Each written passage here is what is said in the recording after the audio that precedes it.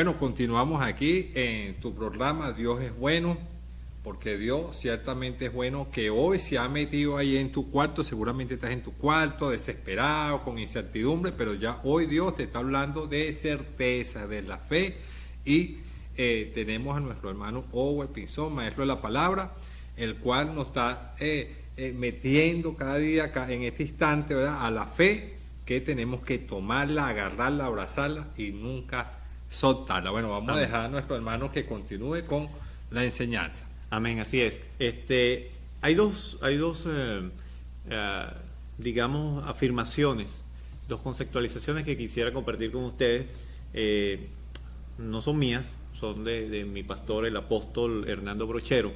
Y la primera dice que la fe percibe como un hecho lo que no me ha sido revelado a mis sentidos naturales. Es decir, cuando tenemos fe, ya tomamos como cierto lo que con nuestros sentidos no podemos percibir. Sabemos que tenemos 5 sentidos. Tenemos el sentido de la vista, es decir, no lo vemos. Tenemos el sentido del tacto, no podemos tocarlo. Tenemos el sentido del oído, no podemos escucharlo. Y así con cada uno de los sentidos no podemos percibir lo que ya por fe creemos que está. Y la segunda afirmación es que la fe es la capacidad divina dada al hombre para superar lo natural. Es decir, que Dios sabía de antemano, obviamente, recuerda que uno de los 3 atributos del Señor es que Él es omnisciente, de tal manera que a Él no se le escapa nada, que íbamos a tener dificultades. De hecho, el mismo Jesús lo afirmó cuando le dijo a los discípulos que de cierto le decía que en el mundo tendrían aflicción, pero que confiaran que Él había vencido el mundo. De tal manera que Jesús sabía que cuando Él regresara al Padre, los discípulos iban a quedar acá y iban a enfrentar muchas situaciones difíciles, pero que tuvieran confianza, que tuvieran fe, que iban a vencer. Hay un ejemplo muy particular en los evangelios, que es el momento en el cual los discípulos están en la barca y Jesús se les aparece.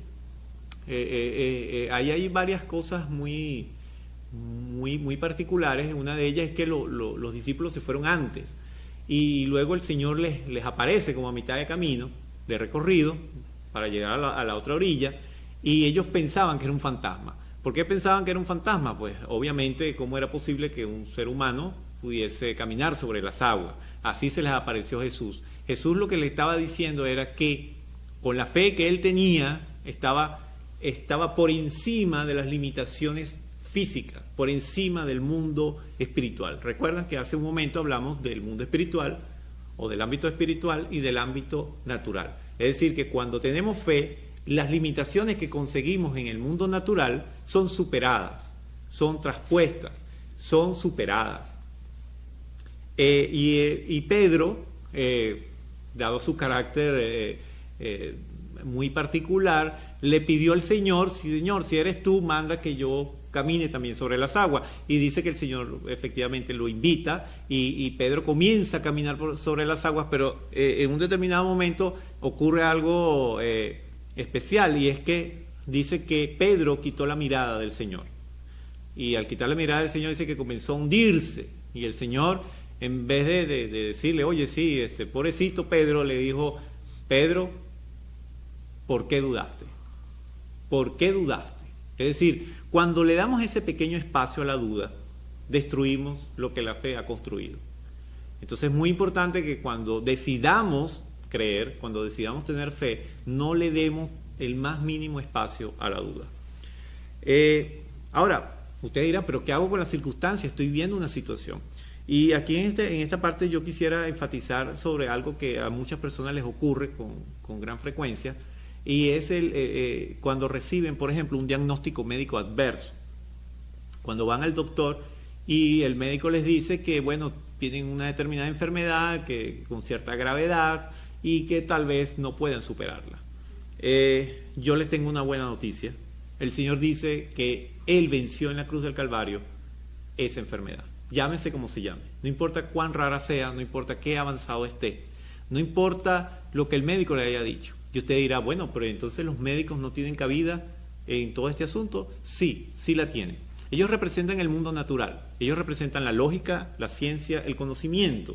Ellos están allí para darnos la descripción de la circunstancia, pero el Señor está para ayudarnos a través de la fe superar esa limitación natural, de tal manera que nosotros podamos decirle a esa enfermedad, llámese como se llame, que está vencida, que la palabra dice claramente que por sus llagas fuimos sanados. Nótese el tiempo verbal de la frase, fuimos sanados, no que seremos sanados, sino que fuimos, de tal manera que Jesús ya ganó, ya venció en la cruz, ya él, esa enfermedad fue clavada juntamente con él y fue derrotada, de tal manera que esa enfermedad no tiene autoridad sobre su cuerpo.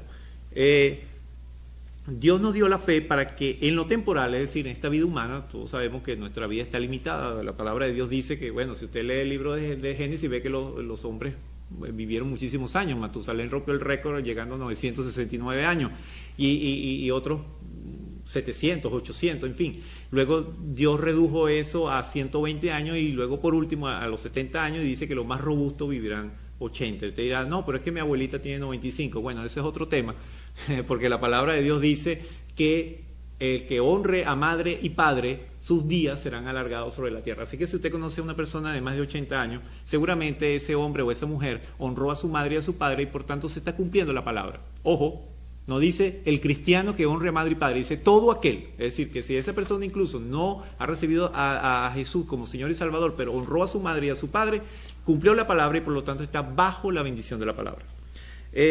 También dice acá que somos un alma con un espíritu que vive en un cuerpo. Nosotros somos seres trinos. Así como Dios es Padre, Hijo y Espíritu Santo, tenemos un alma, un cuerpo y un espíritu.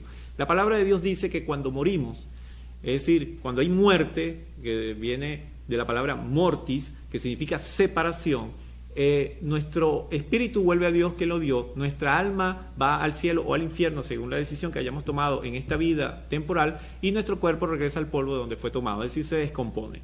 Porque este cuerpo pecaminoso, este cuerpo con concupiscencia no puede entrar al reino de los cielos. Dice que tendremos un cuerpo nuevo, un cuerpo glorificado para que podamos entrar a la morada celestial. De hecho, también hablamos de que la fe va acompañada de esperanza y de amor, pero que al final solo el amor quedará. ¿Por qué? Porque tenemos fe de que Cristo va a venir, y Cristo va a venir, pero cuando Cristo ya haya venido ya no vamos a necesitar la fe, porque la fe es la certeza de lo que se espera, la convicción de lo que no se ve. Así que no podemos esperar a Cristo porque ya vino, o ya habrá venido, y no lo estaremos esperando o convencidos de que lo vamos a ver porque lo tendremos cara a cara. No tendremos esperanza o no necesitaremos la esperanza porque ya se habrá cumplido lo que esperábamos y solo quedará el amor porque como Dios es amor y Dios es eterno, entonces debe permanecer el amor. Ahora bien, voy a citar dos claves para que la fe sea eficaz. La primera es que la fe tiene que estar puesta en Dios y la segunda, que la fe debe estar fundamentada en el poder de su palabra. Estas son claves expresadas por el evangelista William Gallones en una prédica en el Centro Cristiano de Caracas, donde él expresó que estas claves eran fundamentales para que esa fe se hiciera eficaz, es decir, para que tuviera el resultado que esperaba. Lo primero que debemos hacer es que hay que declarar la palabra. En Romanos 10, 8, 10 habla acerca de esto. No sé si buscamos acá rápidamente en Romanos 10, es importante, 10, 8 al 10, dice, más, ¿qué dice? Cerca de ti está la palabra en tu boca y en tu corazón. Esta es la palabra de fe que predicamos, que si confesares con tu boca que Jesús es el Señor y creyeres en tu corazón, no en tu intelecto, no en tu mente, sino en tu corazón, que Dios se levantó de los muertos, serás salvo. Esto es quizás el primer regalo, el primer beneficio de tener fe.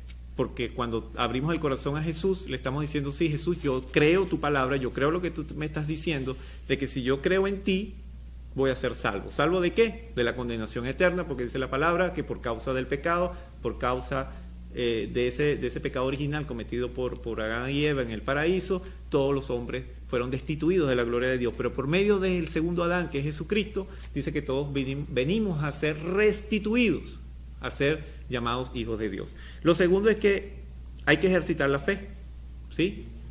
Si las circunstancias lo están agobiando, si usted tiene algún problema financiero o alguna situación que le está apremiando, usted tiene que ejercer la fe, usted tiene que hablarle a la circunstancia, usted tiene que declarar lo que la palabra dice. Si usted tiene un problema financiero, usted tiene que declarar lo que dice, por ejemplo, el libro de Ageo en el capítulo 2, que el oro y la plata es del Señor, y la tierra y su plenitud y todo lo que en él habita.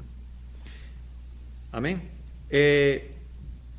Por ejemplo, si usted tiene un problema, como ya les mencioné, de salud, usted tiene que declarar que Jesús venció en la cruz toda enfermedad. Si usted tiene un problema de tribulación, un problema espiritual, usted puede en cualquiera de los evangelios ver cómo el Señor echaba fuera a los demonios y creer lo que la palabra dice, que el que cree las obras que Él hizo, nosotros las haremos aún mayores porque Él fue al Padre y está sentado a su diestra.